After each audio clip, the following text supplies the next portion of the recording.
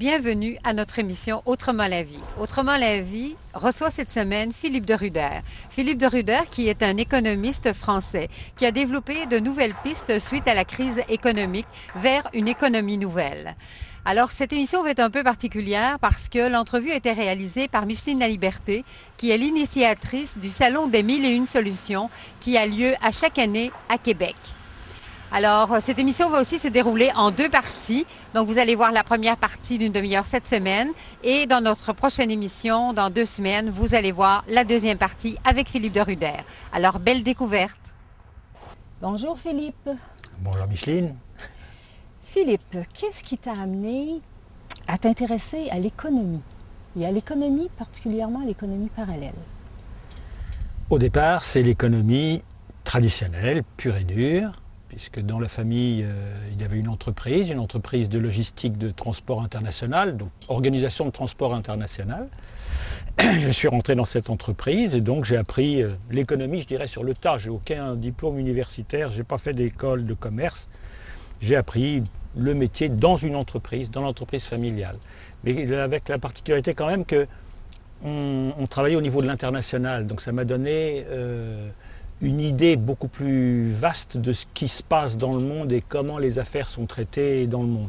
Alors j'ai pris beaucoup de plaisir au départ à travailler dans ce monde de l'entreprise, du business, du comment gagner de l'argent, parce qu'en fin de compte, la grande question pour moi du commerce, c'était comment faire pour gagner le maximum d'argent dans mon entreprise.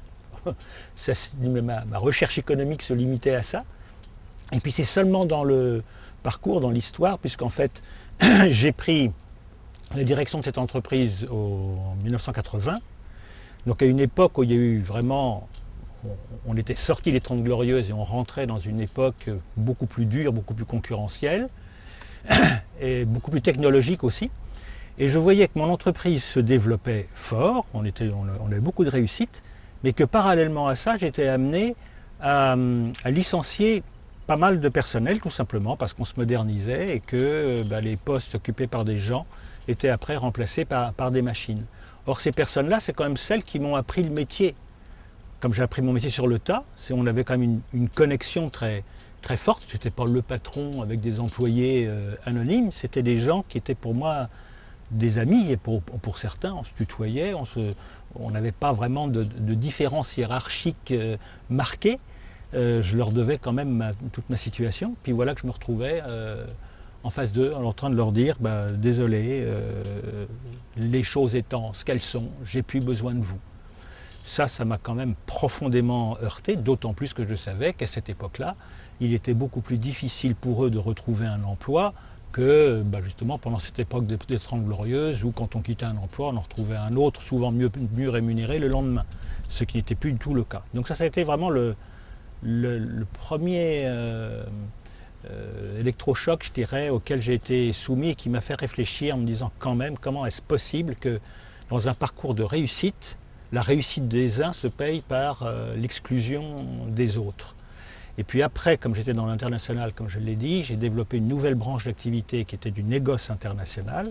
Et là, j'ai été amené à acheter particulièrement en Asie sur les plateformes d'exportation. Donc ce sont ces zones de non-droit sur la Terre où des pays consentent des espaces d'investissement pour les entreprises qui viennent s'installer là, mais sans aucune réglementation, ni environnementale, ni sociale, et où donc on retourne à des conditions de ce que j'ai pu constater personnellement d'esclavage moderne. Et donc je voyais que le profit que je pouvais réaliser, le profit gras que je pouvais réaliser sur les produits que j'achetais là-bas, ne pouvait se faire que par l'exploitation de ces personnes. Donc c'était sur la souffrance humaine que mon entreprise encore trouvait sa capacité de développement. Et ça a vraiment cassé le ressort dynamique de mon enthousiasme pour les affaires, parce que j'ai cru pendant longtemps, comme le veut le dogme fondamental du capitalisme libéral, que plus on crée de richesses, plus elle retombe par ruissellement sur l'ensemble de la société. Et tant que j'ai cru à ça, ce que je faisais avait du sens et se justifiait. Mais dès que j'ai compris qu'en fait ce n'est pas la réalité et que la richesse des uns se fait sur la paupérisation des autres, alors là, ça n'a plus du tout eu le même sens. Je ne trouvais plus de sens ni d'enthousiasme dans les affaires. Là, j'ai commencé à rentrer dans une assez longue déprime, puisque je me sentais prisonnier de mon entreprise. Un patron d'entreprise, ça ne quitte pas son entreprise, dont j'étais en plus propriétaire, en partie, à 50% dans tous les cas.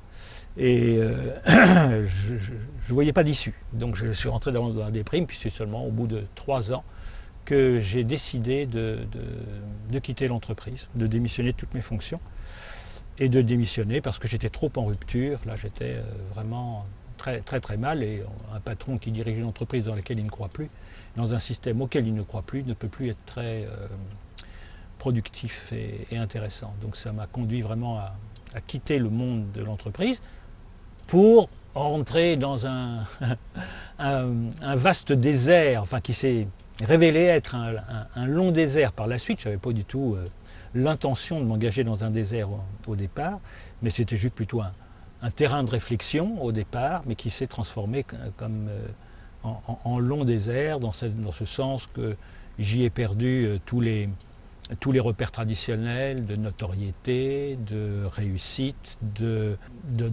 revenus confortables, de reconnaissance, etc., etc. Au contraire, là, peu à peu, tout ce que j'entreprenais, ou toutes les pistes que je prenais, conduisaient en règle générale toujours à perdre un peu plus d'argent, à ne pas être reconnu. J'ai commencé à écrire quelques bouquins, ils n'étaient pas achetés. Je proposais des conférences, ils n'étaient pas écoutés. Je proposais des ateliers, personne ne s'y inscrivait. Donc j'ai dépensé un peu tout mon capital que j'avais eu en revendant mes parts. Tout est parti, le tiroir caisse s'est vidé, et je me suis retrouvé dans une grande précarité, tant sur le plan financier que sur un sentiment en plus d'échec, puisque mon orientation, mon choix de vie faisait que je me retrouvais seul en train de prêcher dans un désert, justement, puisque personne ne semblait être intéressé. Oui, et l'objet de tes conférences, de tes livres et de tes ateliers, c'était... Au début, c'était une tentative d'intéresser des cadres et des patrons d'entreprise à comment mettre plus d'humanité dans le monde de l'entreprise, du monde des affaires et à l'intérieur de l'entreprise. Et puis peu à peu, alors là c'est au fil du temps, j'ai rencontré des personnes qui m'ont apporté toutes sortes d'informations, et en particulier au sujet de la monnaie. Et peu à peu, les choses se sont orientées différemment pour aller vers ce que j'appelle aujourd'hui le passage de la conscience de rareté à la conscience d'abondance, parce que j'ai pu découvrir qu'en fin de compte, c'est la réussite ou l'échec, ou la richesse ou la pauvreté, sont des concepts en fin de compte beaucoup plus psychologiques que réels. Je peux être immensément riche et pourtant avoir au fond de moi un grand sentiment de manque et de solitude, comme je peux être dans le dénuement physique et pourtant être dans un sentiment de complétude. Donc ça n'a absolument rien à voir. Bon, on est dans une société, la société moderne, le monde moderne fonctionne sur l'avoir en premier, avoir pour être heureux. Et en fin de compte, j'ai pu découvrir, grâce justement à cette traversée de désert qui m'a mis en face de mes propres contradictions, de mes propres peurs et de ces points de repère traditionnels auxquels je croyais et qui s'effondraient, j'ai pu découvrir qu'en fin de compte, tout était très relatif à ma façon de percevoir les choses. Et donc, tu peux maintenant amener une piste de réflexion sur comment on en est arrivé à ce qu'on vit aujourd'hui. C'est ça. Parce que souvent, on se borne à regarder les systèmes, un peu comme un plombier regarde une fuite à un lavabo, en disant voilà, j'ai vu la fuite, on va changer le joint et puis ça va repartir. Donc on a un peu tendance, enfin un peu beaucoup, tendance dans notre monde aujourd'hui à considérer les crises ou tout ce qui arrive comme un dysfonctionnement momentané de la mécanique. Il faut diagnostiquer où est la panne, on change la pièce et on repart comme avant. C'est un peu le discours qu'on nous tient actuellement dans la crise, par exemple. Déjà, on nous reparle, ça y est, la récession est terminée, ça va être la reprise, et bon, ce sera peut-être long et difficile, mais ça va repartir comme avant. Donc ça y est, on a mis les milliards qu'il fallait, on a changé les pièces là où il fallait les changer, enfin, c'est ce que l'on croit, et puis on va pouvoir repartir comme avant. Ça, c'est cette approche catastrophique qui fait qu'on s'arrête exclusivement aux symptômes.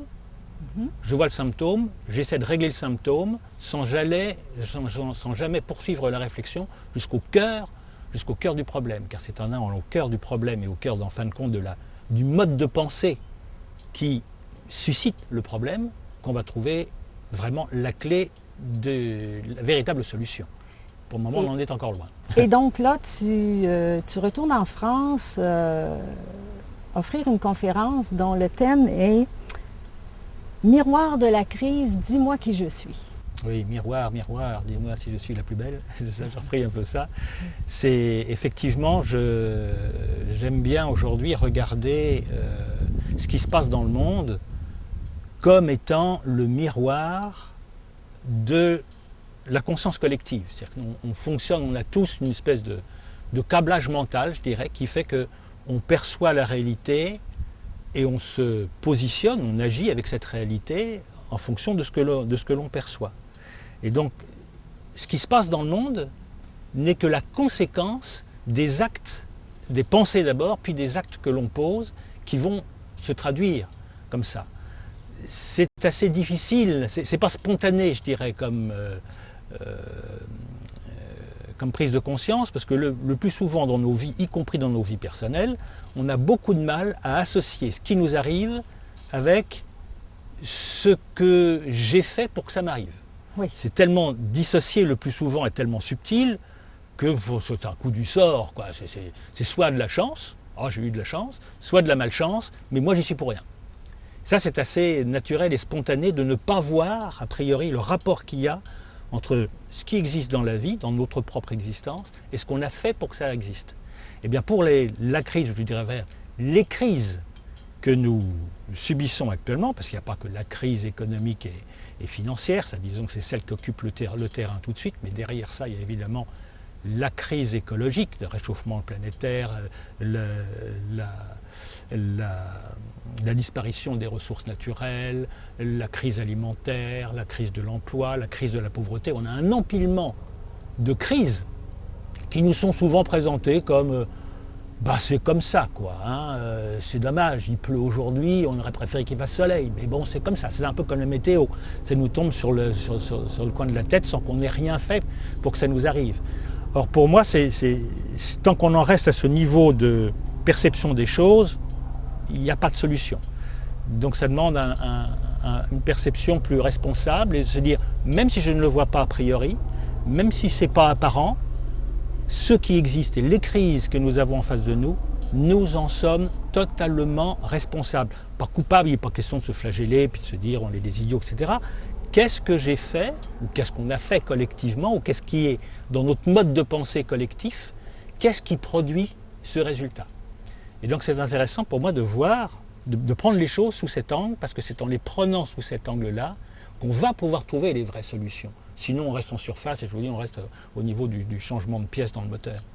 Et donc, pour toi, quelles sont les solutions, ou comment on peut s'en sortir de ces crises-là? Alors là, on est en interaction, je dirais, entre les actes et la pensée. Le fondement, c'est un changement, je dirais, radical de niveau de conscience. Bon, mais sauf changer de niveau de conscience, c'est quand même pas évident. D'abord, il faut savoir de quoi on parle, qu'est-ce que c'est, etc. Mais enfin, pourtant, on y reviendra peut-être tout à l'heure, on ne sait rien. Moi, c'est ce que j'appelle le passage de la conscience de rareté à la conscience d'abondance. C'est une logique. Pour l'instant, l'humanité est ancrée dans la logique de la rareté. Et pour moi, la clé, c'est le passage dans la logique de l'abondance. On y reviendra peut-être tout à l'heure.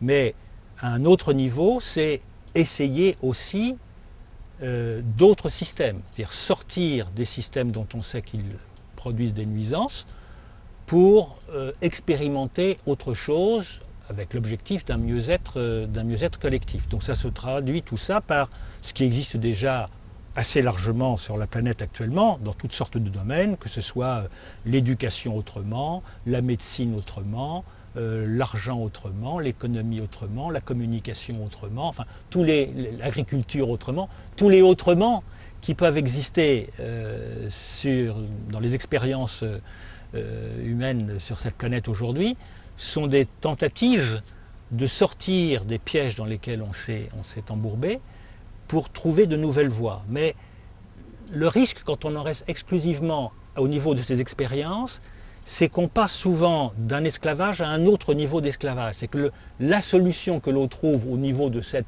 autrement devient le nouveau dogme à l'intérieur duquel on s'enferme.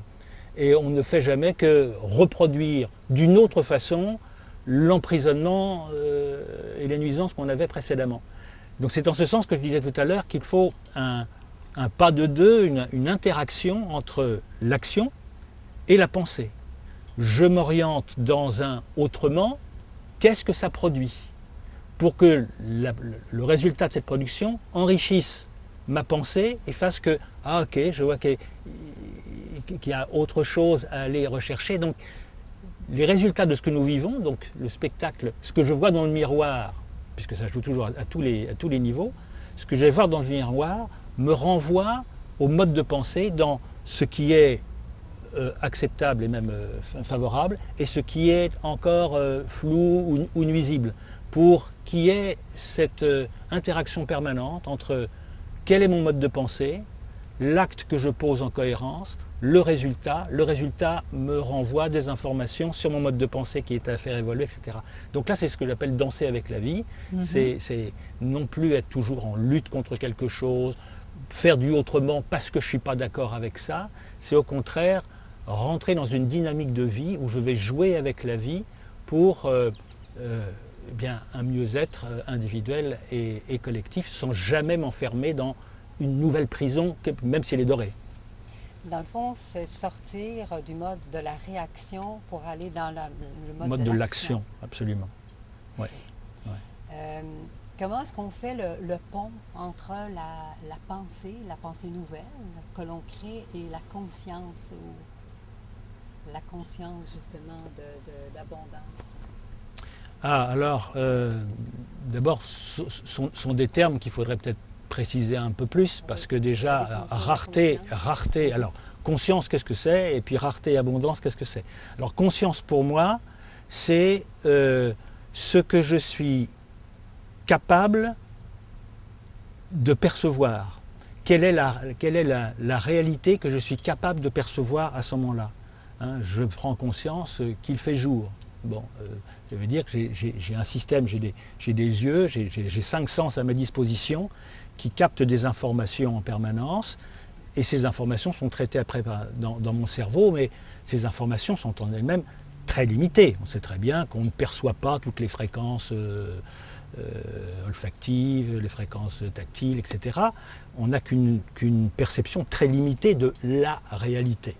Donc on n'a qu'une fausse perception de la réalité, mais qui est en permanente évolution, puisqu'on reçoit des informations nouvelles en permanence, ne serait-ce qu'au travers, par exemple, des paroles qu'on échange tout de suite. C'est des informations nouvelles qui viennent à l'intérieur de moi, puis qui vont faire que ça peut transformer ma réalité. Si j'entends quelque chose de nouveau dans une conférence, ou si je lis quelque chose dans un livre qui m'émeut, qui va me bousculer, d'un seul coup, ma réalité intérieure a changé, donc mon positionnement face à la vie peut changer si je le décide. Donc pour moi, la conscience, c'est ça. C'est ce que je suis capable de percevoir dans ma réalité, dans l'instant. Ça peut être différent dans 5 minutes. Alors, quand tu parles de conscience de rareté, parce que d'après toi, c'est ce qui nous a amené à vivre ce qu'on vit là présentement. Est-ce que tu peux nous définir qu'est-ce que tu entends par conscience de rareté? Oui. Alors déjà, rareté et abondance sont souvent des termes qu'on associe à l'avoir. Rareté, c'est avoir peu d'eux, et abondance, c'est avoir beaucoup d'eux. Et pour moi, je ne l'associe plus maintenant à l'avoir. C'est là aussi une façon de percevoir une réalité. La rareté, c'est plutôt la sensation de manque. Je me sens dans le manque d'argent, manque de travail, manque de reconnaissance, manque d'amour, manque de confiance en soi, enfin, tous les manques qu'on peut avoir.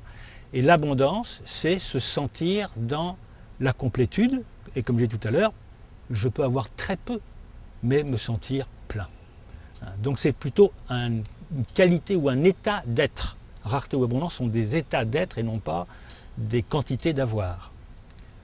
Alors, si on revient à l'économie, cette conscience de rareté a provoqué quoi? Alors, Je pars du principe, ça c'est un postulat qui peut être contredit, mais bon, c'est mon postulat, mais vécu au travers de ma propre réalité dans mon parcours, c'est que pour moi, l'être humain, depuis l'origine des temps jusqu'à maintenant, a vécu dans la conscience de rareté. C'est pas mal, c'était l'outil absolument adapté pour permettre la survie. Parce que la conscience de rareté, elle s'ancre dans une croyance. C'est une croyance, c'est pas forcément la réalité. La croyance, c'est « je crois qu'il n'y a pas assez pour tout le monde ». C'est ce qui s'impose à moi comme réalité. Si on regarde quand même dans notre lointain passé, et si on regarde l'histoire, on s'aperçoit que les peuples, souvent, ils se serraient la ceinture et que c'était pas gras. Hein. Donc cette sensation permanente de manque, donc l'humanité a été dans la survie pendant très très longtemps parce les connaissances qu'elle avait, les moyens techniques qu'elle avait à sa disposition n'étaient pas suffisants malgré de très nombreuses heures de travail, n'étaient pas suffisants pour satisfaire les besoins de tous. Donc pour survivre, le vivant étant comme ça, le vivant s'adapte à son environnement, donc l'être humain a développé une conscience de rareté, c'est-à-dire l'outil parfaitement adapté pour lutter contre la rareté et survivre.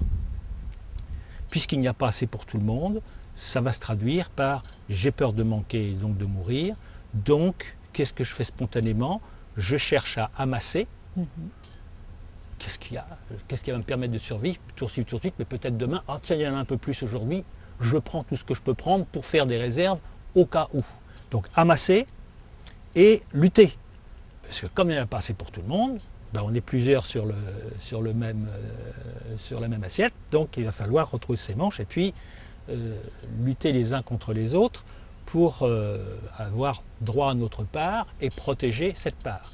Et on va retrouver ça dans les fondements même de l'économie moderne. Le capitalisme libéral, c'est quoi? Amasser du capital et être dans la compétition. Lutte et amasser. On est complètement là dans la logique de rareté. Mais cette logique de rareté était, comme je le disais tout à l'heure, le moyen pour survivre. Et donc, merci à tous nos ascendants, de nos aïeux, d'avoir eu cette conscience, parce que grâce à eux, on est en vie aujourd'hui. C'est un moyen peut-être cruel, parce qu'il est très sélectif, ça peut conduire à la loi de la jungle, hein, mais au moins, on a survécu. Le problème, justement, c'est que pour le moment, l'être humain, depuis très peu de temps, ça fait quoi, à peine 50 ans, s'est affranchi, grâce aux connaissances qu'il a et grâce aux technologies qu'il a développées, s'est affranchi des conditions de survie et de la rareté, sans en prendre conscience, justement. Il n'a pas encore réalisé, ce n'est pas présent dans notre réalité.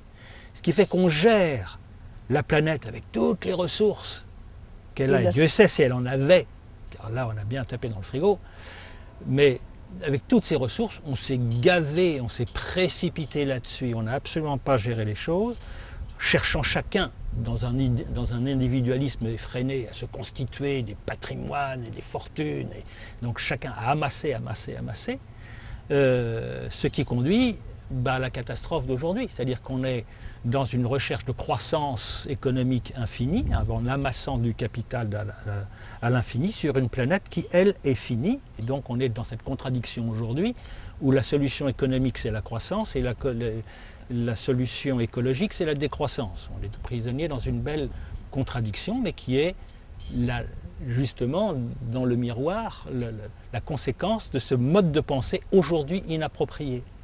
Car nous aurions dû passer à un autre mode de conscience, une fois qu'on s'était affranchi de la rareté culturelle, je dirais, qu'on avait développée, une fois qu'on a compris que maintenant on avait les connaissances et les technologies pour dépasser la simple survie et la rareté, alors on aurait dû passer à la conscience d'abondance, qui n'était plus amassée, mais gérer notre patrimoine, donc gérer notre planète Terre, pour faire durer et être dans une logique de cycle et non pas dans une logique de production linéaire et de consommation linéaire.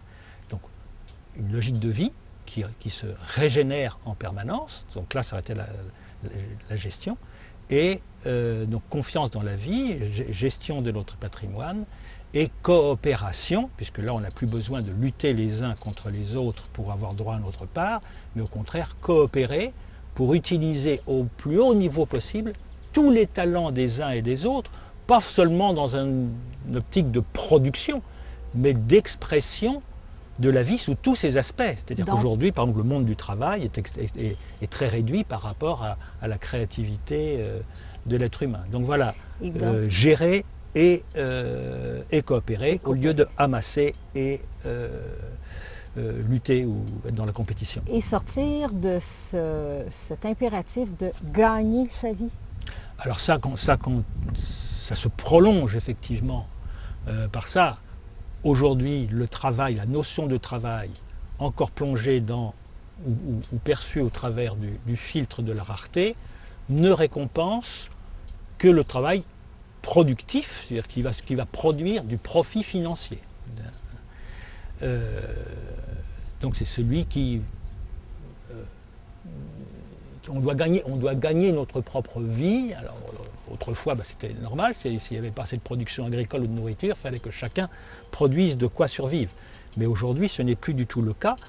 Aujourd'hui, on devrait, dans cette conscience d'abondance, ouvrir le champ du travail à l'activité humaine qui prend en compte l'éducation des enfants.